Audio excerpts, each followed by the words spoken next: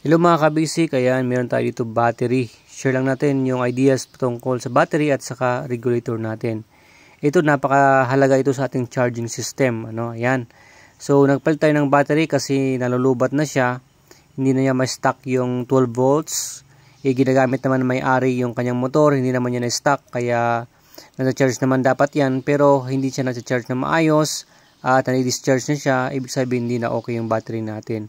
Kaya yan yung ating regulator, na-check din natin, hindi din pala siya okay. Kaya nung nagpalit tayo ng ating battery, ayan. So sinamahan natin yung isang kasama natin.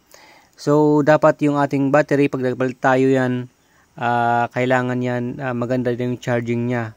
Kung yung battery lang yung may sira. Okay? Pero na-check natin, hindi yung battery lang yung may sira, kundi pati pala yung kanyang regulator. Pero unang-una, check mo muna yung supply sa stator, no? Galing sa stator. Yung pink at saka yung ating yellow, yan.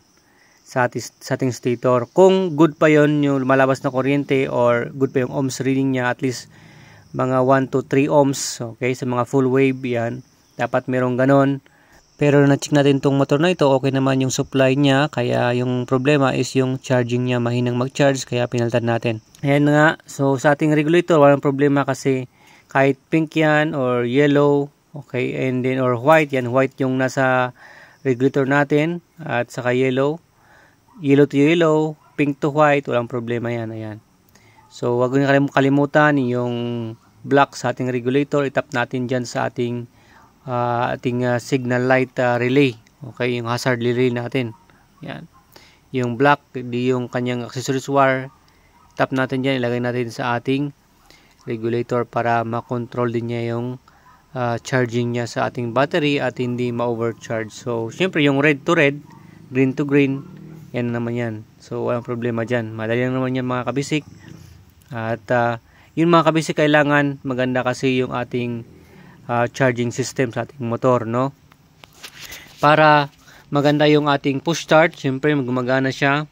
At busina, ayan, signal light, headlight sa mga naka-battery operated na headlight, stop light, ayan. At sa lahat ng mga nakakonect na sa iyong accessories wire, dapat nasusupplyan yan ng maayos ng battery natin at hindi dapat nalulubat yung battery natin. Kaya dapat kondisyon ang ating stator, yung supply natin, yung charging coil or lighting coil na sinasabi, o yung supply mismo ng ating regulator, dapat malakas yun para pupunta sa ating regulator, AC to DC, ko-convert yun ng DC yung ating yung AC natin sa stator, at i-charge naman niya sa ating battery. Kaya maganda yung battery natin, na-charge siya ng maayos. Alright, thanks for watching. Please like, share, and follow.